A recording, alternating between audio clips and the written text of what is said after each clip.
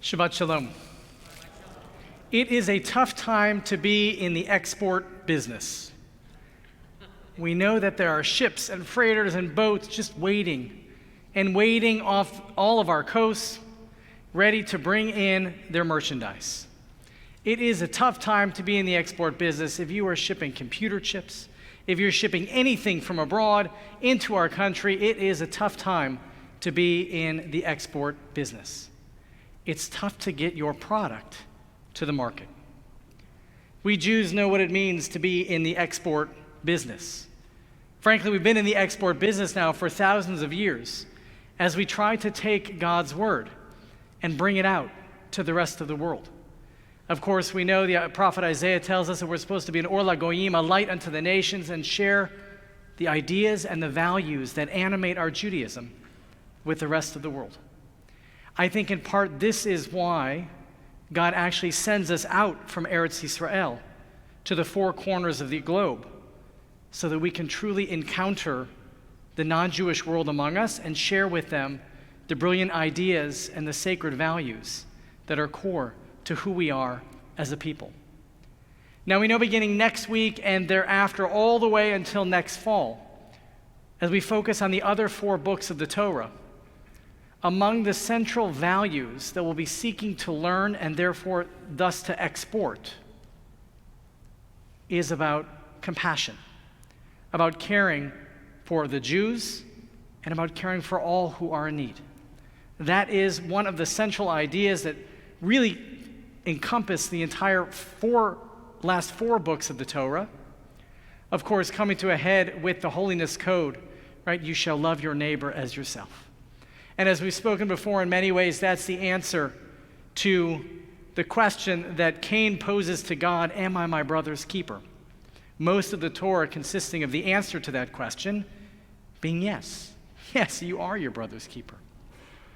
But as we come to the end of Genesis here, we actually see the desire to export additional ideas, additional values.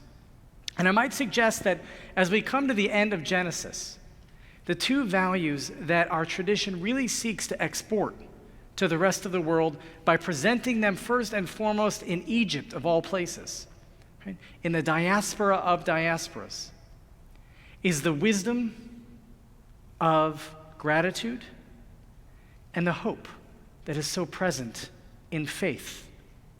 The wisdom of gratitude and the hope that is so present in faith. And I might even go so far as to argue that not only is it our job as Jews to export the hope and the gratitude to the rest of the world, but that it has to start with the elders among us. That even when the machinery of exportation begins to fail, begins to weaken, that we as a people have to look to the elders among us, the older adults, not in this room, of course, people much older than you are, to the older adults among us, to find that wisdom of gratitude and that hope that is at the center of our faith. And if I can, I want to invite you to take out your Eitz Chaim Chumashim, because I think there's true brilliance in the actual words of our text, as there always is each and every week.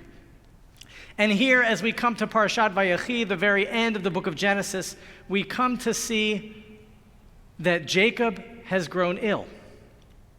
This is actually the first time in the Torah that we find out that anybody is choleh, that anybody is sick. And our rabbis come to teach that the reason that God made Jacob choleh, that God made Jacob sick, was because he and Joseph, even though they're finally reunited in the same country, that Jacob and Joseph had actually grown distant from each other. Joseph got busy at work, he had to deal with the kids, there was schlepping. Joseph got busy, he lost track of his old man. And so God decides to make the aged among us grow infirm, with the goal of having children and parents reunite with each other as the parents age. And that's why Jacob becomes choleh. So Joseph, the second in command over all of Egypt, is told that his father is choleh, he's told that his father is sick, and Joseph immediately rushes to his father's bedside. And here we have this amazing reunification once again of father and son. But what's interesting about it is in that moment of reunification, Joseph actually introduces his kids to his father Jacob. That's how distant they had become. Yaakov hadn't even met his grandchildren, Ephraim and Manasseh, yet. So that's the moment in which we find ourselves, and I am on page 296 in the Eitz Chaim Chumash, page 296. And it says in the Hebrew, Ve'enei Yisrael, Kavdu mizoken, which, as you see from the translation, it says, now Israel, right? Jacob's eyes were dim, were heavy with old age. Ve'enei Yisrael kavdu mizoken. Lo yuchal lirot, right? He couldn't see. Now, I think it's fascinating because what we come to see is this word zoken, right? We have Chaz as its root, Zayin, Kuf, Nun, Zakein. I know we have some Hebrew speakers among us. The word Zakein means old. Old. So the translation makes sense. Jacob's eyes had become heavy with old age. He could barely see. But I think it's fair to say that another interpretation of this verse is Ve'nei Yisrael kavdu mizoken, that Jacob's eyes had become honored with old age. Kavod. They become honored in his old age. And the reason that I might suggest this is because in the Talmud, they look at the word zokain, from old, and they come to say that zakein is actually an acronym for Zekana. Jacob had acquired. And what is it that Jacob had acquired? Our rabbis teach in the Talmud that Jacob had acquired chokhmah. He had acquired wisdom. And actually our rabbis in the Talmud then come to say that Jacob had spent decades studying at the yeshiva. Of course. What else was he doing? He'd spent decades studying at the yeshiva. But I might suggest that Jacob had acquired something else.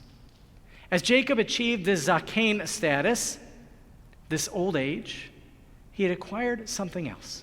Now, you remember in last week's Torah portion, I pointed out in the midst of the Torah reading that we see Jacob being introduced to Pharaoh. And Pharaoh takes a look at Jacob and says, oh my God, how old are you? Okay, maybe Pharaoh didn't say, oh my God. Pharaoh said, good gosh, how old are you? You look ancient. And Jacob's words, right? I'm 130 years old, and my life has been filled with tsuris and vei. Okay, he doesn't say tsuris and vei. You can look it up. But that's what he's trying to connote. But here, as Jacob has aged even more and even become cholah, even become sick or infirm, what has Jacob acquired? Zekana, what has he acquired in his zakein, in his old age? And we read to the next verse. Now, Israel's eyes were dim with age, he couldn't see. So Joseph brought his kids, Jacob's grandchildren, close to Jacob. And Yaakov, Yisrael, kissed his grandkids, and he embraced them. And Israel said to Joseph, I never expected to see you again. And here God has let me see your children as well. This is not just wisdom that Jacob had attained in his old age, right? This is the wisdom of gratitude. Jacob never thought he was going to see Joseph again. Now he gets to see not only Joseph again, he gets to be united with Joseph's kids. Right? Jacob gets to see his grandchildren. And I'm told the reason you don't kill your own children is so that you can have grandkids. Right? There's some blessing in this idea of grandchildren. And here we see the wisdom of gratitude that Jacob finally achieves in his old age. And it's that gratitude that sustains him. And it's that gratitude that in that moment he's teaching to his son and to his grandkids to be passed on forevermore. I think at the center of Judaism is this idea of gratitude. And perhaps in this day and age above all, where everybody is an expert in everything, after all, you can Google it, and therefore you know everything there is to know. I think this idea of gratitude is transformational in our world. And we as Jews have to work harder to export this notion of gratitude to all who are among us. That's one piece that I think comes out of our Torah portion this week. The other one that I want to bring you to is what Jacob says, again, as he's dying. And now I just turn one more page over. We're on page 298. And of course, this is the great deathbed scene. In just a moment, Joseph will gather all of his brothers so that all of Jacob's kids can be there together with Yaakov when he passes away. And Yaakov will finish by blessing all of his kids. But just before that, again, we're on page 298, we come to verse 21. Vayomer Yisrael el Yosef. Then Israel said to Joseph, Hine, anochi met. I'm about to die. Vaya Elohim imachem. Ve'shiv etchem el eretz avotechem. I'm about to die, but God will be with you and bring you back to the land of your fathers. Right? In that moment, Jacob says, I'm about to die, but there's hope. Even though we are in the diaspora of diasporas, even though we're in this place of narrowness and terribleness, even though I, Jacob, know that slavery is forthcoming, it's okay. It's okay. Things will get better. Yiyeh tov. Right? God will bring you back to the land of your fathers. And that, of course, is one of the key phrases that we derive this notion of hope. Jacob knows what's about to come. Nevertheless, he says, have no fear, for God is with you, and God will bring you up and back to the land of your fathers. Now, I want to hold that idea of hope in your hands just for one more minute as we turn to the very end of this week's Torah portion. I'm on page 310. Jacob has died now already many years ago. Joseph is at the end of his life. Joseph has lived long enough to see great-grandchildren. And I'm on page 310, and of course, Joseph gathers his kin, his entire family, to be near him as he prepares to die. And now we are in verse 24. Vayomer Yosef el achav. Joseph says to his brethren, Anochi met. Ve'Elohim pakod yifkod etchem. Ve'ela etchem min ha'aretz hazot. Right? Joseph says to his brothers, I'm about to die. God will pakod yifkod. It's a fabulous Hebrew phrase. God will surely take notice.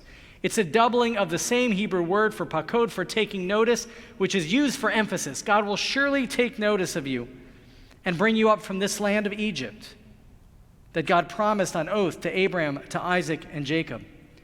Right?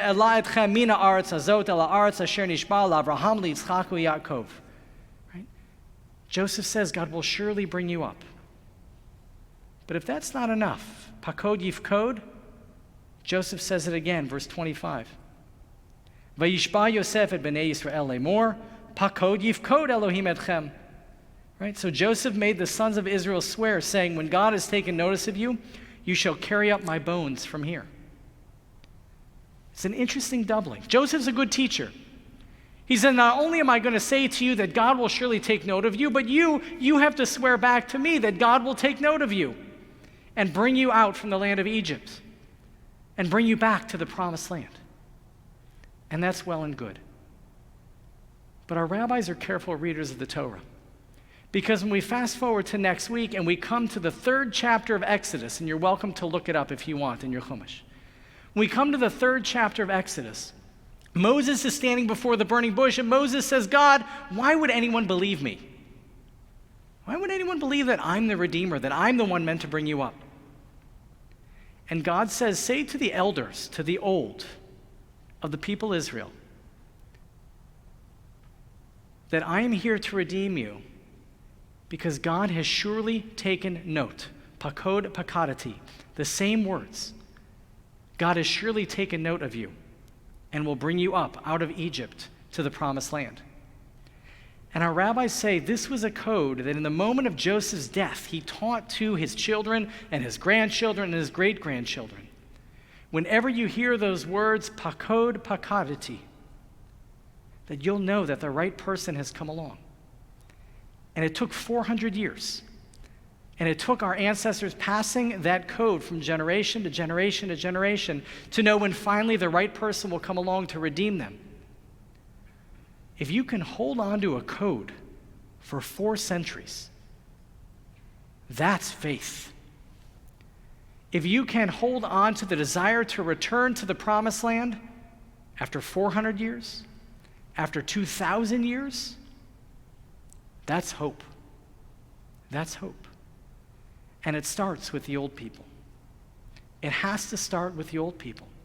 It started with Yaakov, with Jacob, it started with Joseph, and it started with Moshe Rabbeinu, with Moses next week, telling to the old among our people, I'm here.